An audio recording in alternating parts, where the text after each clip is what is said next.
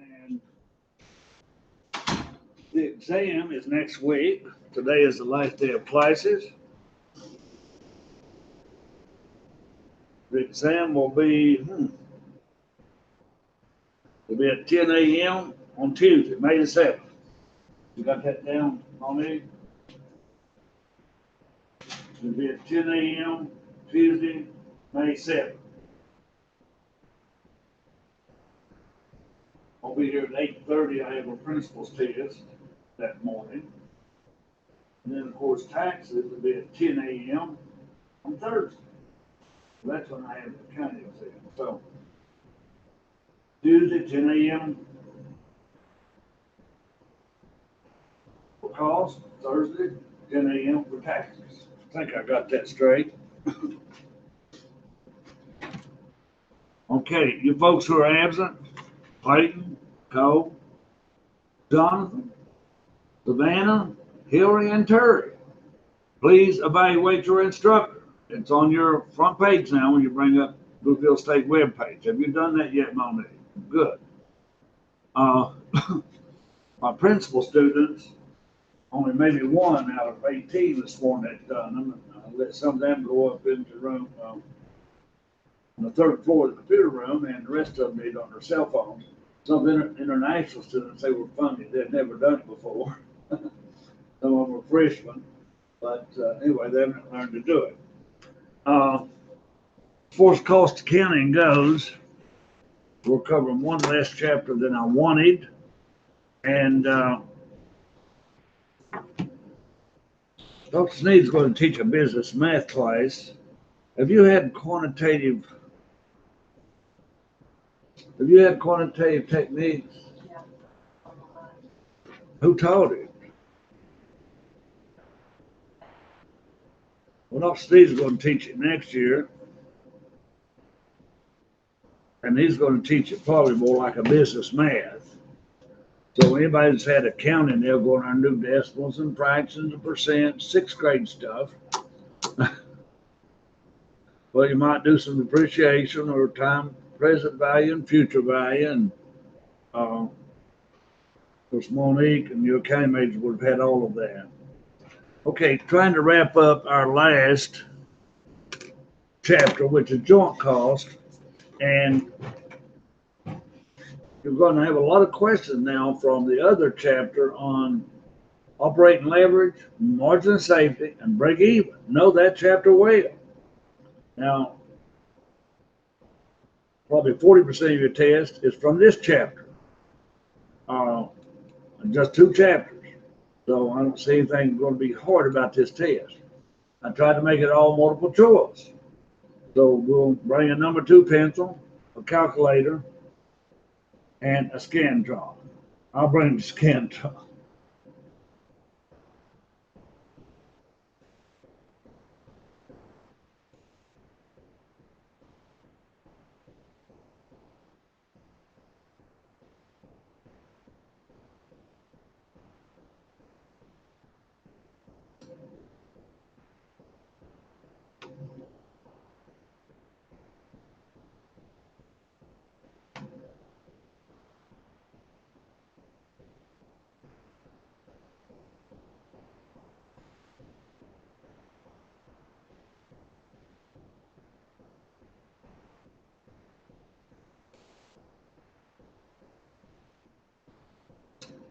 Okay, chapter 11 now.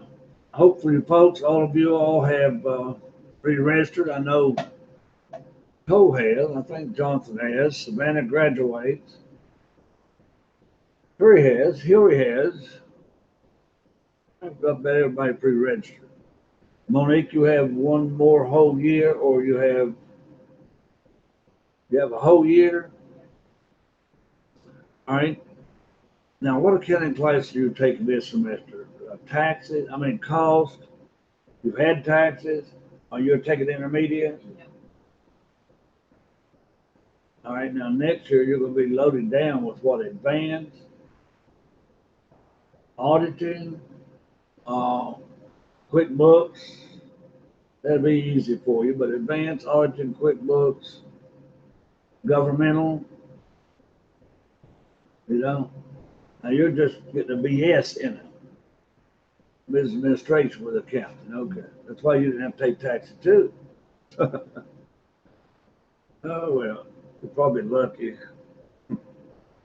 Okay, Monique, what was the problem I assigned you for today? 22, um, 32 and 36. All right, you have all those, Monique. Give them to me at the end of the class. I'll give you a 5-point bonus on the exam. If anybody else wants to email those to me before we go over them, if you'll email those to me within the next 15 minutes, then you'll get the 5-point bonus on your exam also. Now, we'll get attendance bonus points on exam day, and I think Monique's probably the only one that will get that. We'll get pre-registration points. We'll get these bonus points for the day and see how it works out. It will help. Everything helps when it comes down to the final exam and the final average. Like number 22, I saw Sarah there. She may be looking for me, so I'm going to check with her real quick.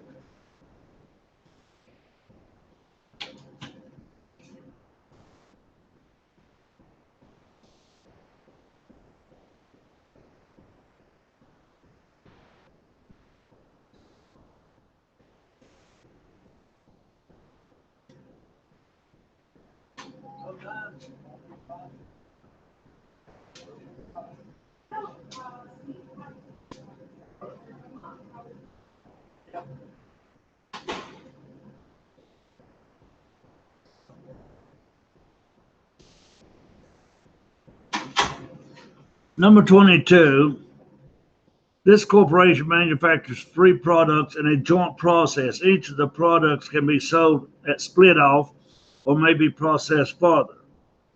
All right, using the following data, determine which of the products should undergo further processing. Well, if it pays you to take it further processing, you want to take it further. If it don't pay you, you don't want to take it further. So let's see what it says about further processing. I'm probably going to go over these pretty quick today since it's the last day.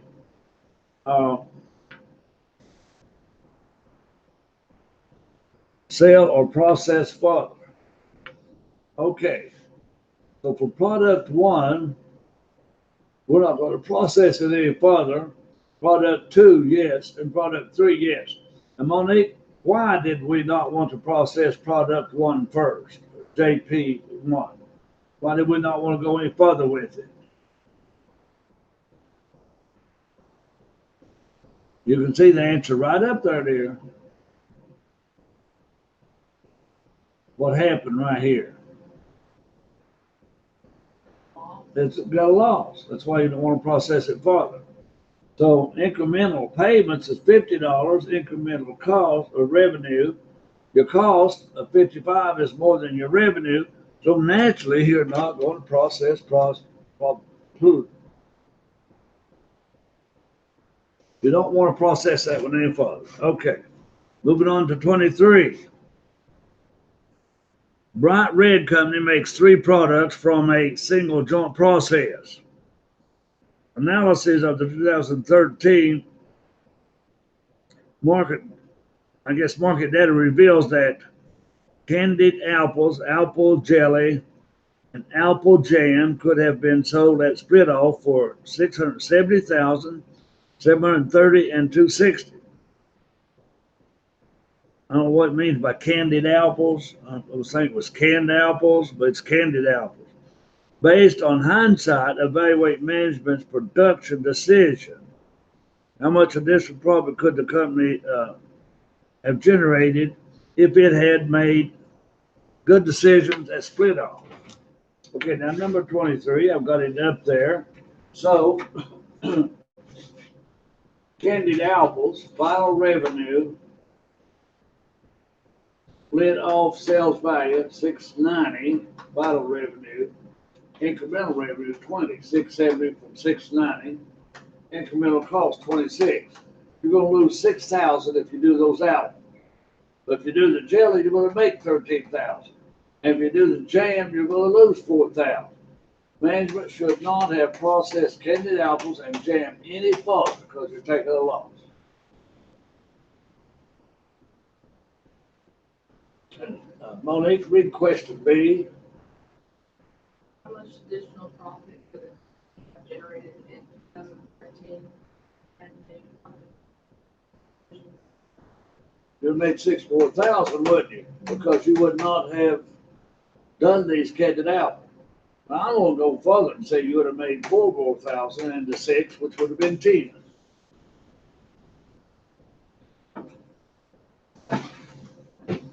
$25. Joint cost allocation. Once again, company Go-Go's cost of sales for gasoline and for the byproduct for 2013. Go-Go sounds like a gas company or Zip-In Market. Okay. They started operation in 13. They produced gas and byproducts. Go-Go's accounts for the byproducts at the time of production through a reduction in joint cost. The following information is given.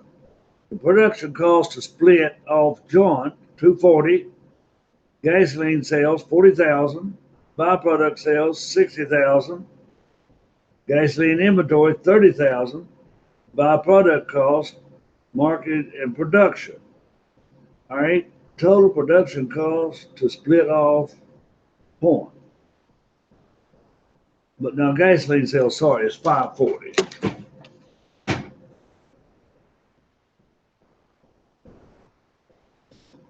So looking at 25,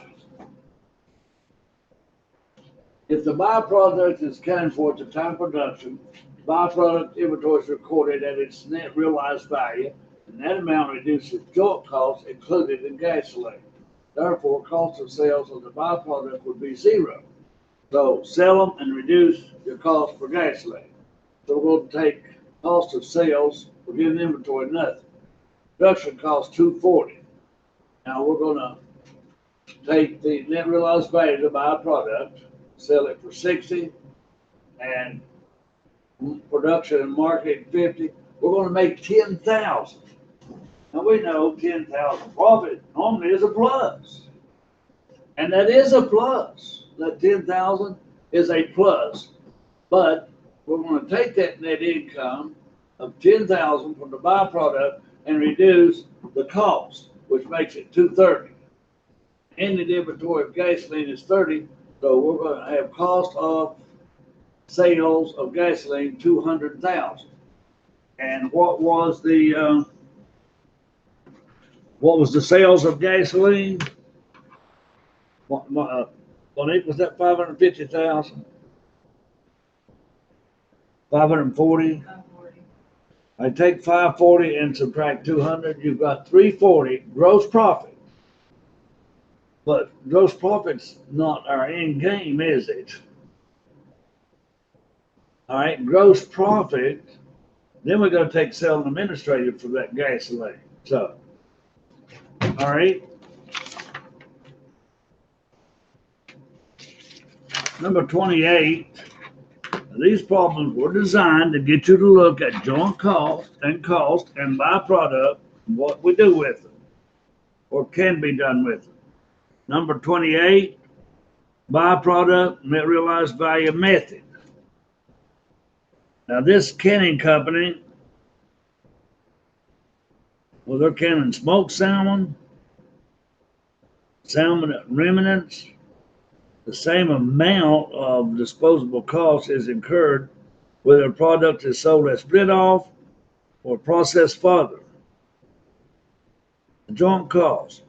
Here we've got fish fillet, I guess. And then we've got the smoked salmon. And we've got the remnants. Remnants sound to me like it's waste, but I don't know what they are.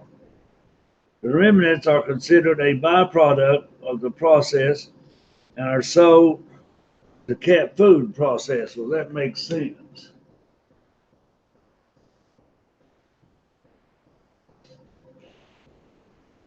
All right, cat food. That reminds me that Mr. Animal caught a big mouse in his office last night. It's been on his desk. It ate one of Michelle's candy bars, and it's been up in Malabazur's office. It hadn't hit the second floor. And I told Michelle downstairs, it's been in her office, it's been in Malabazur's office, and it's been in Animal's office. I said, those little mice only want to go into big rat offices. So, another thing about a cat, Monique, you know, if you had a cat in the house, what would you say to get it out? You'd probably say get out of here, but you ever hear scat, scat, scat? That was used a long time ago. Scat, scat, get out of here. The same as get out of here, what have you. But the international students haven't heard it either, so that's okay. All right, number 28. Let's see what happens.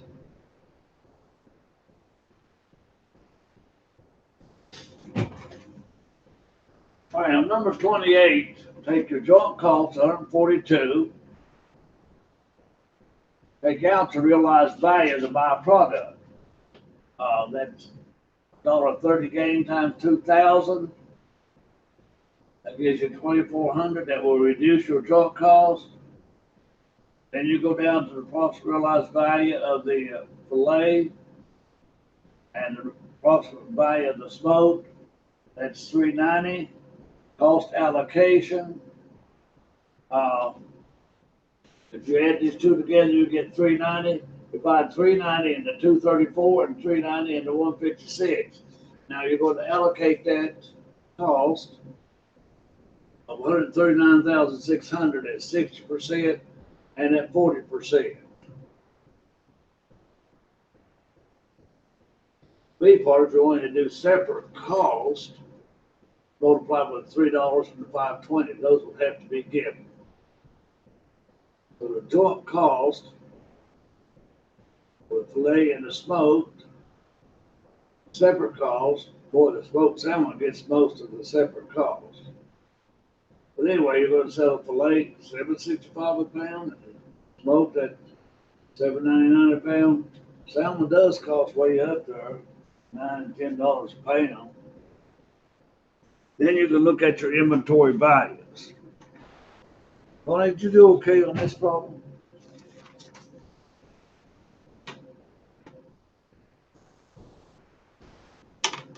$32, we're moving along.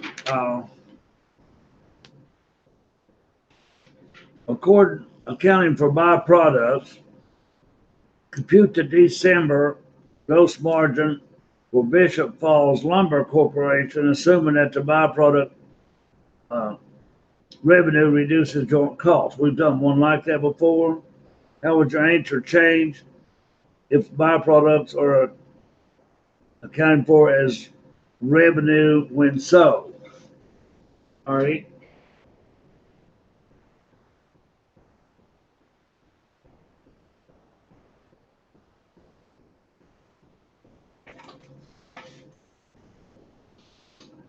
Sales of lumber on number 32 is $1,006,000.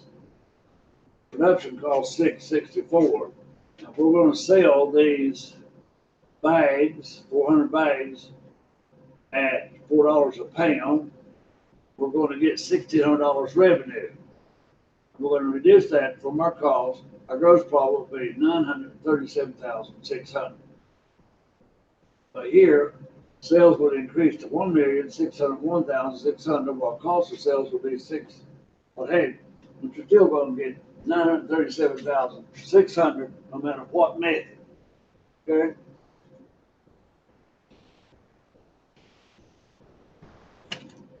Monique, do you have any questions about any of these? If you do, interrupt me. And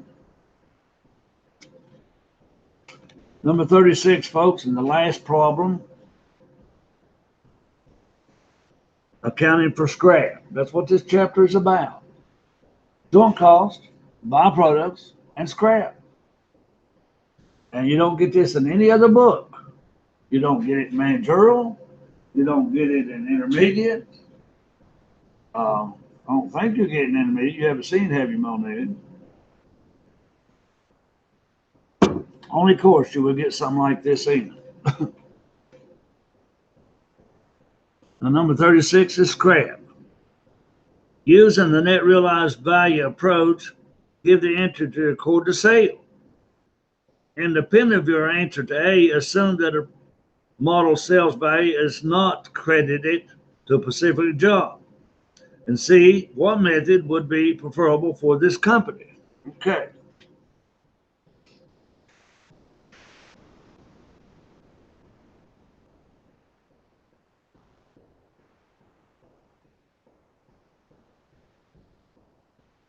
First off, A part would debit cash and credit work in process inventory.